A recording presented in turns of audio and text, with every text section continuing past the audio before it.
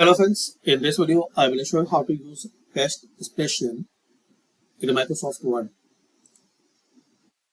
So once you open Microsoft Word, so for example guys, you want to copy this paragraph. So we can see we have in this paragraph some link and you want to remove this all in just one click. So copy, and here in paste special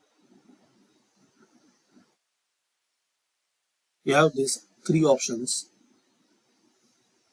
First one, keep source formatting, merge formatting, and keep text only.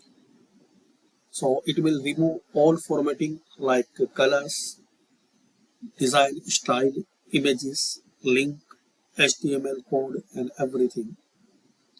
It will give you a clean text. So this is the difference between paste and paste special.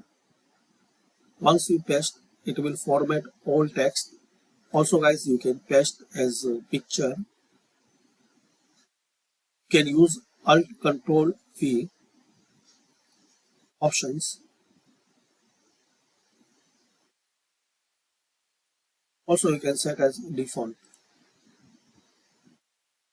So thanks for watching.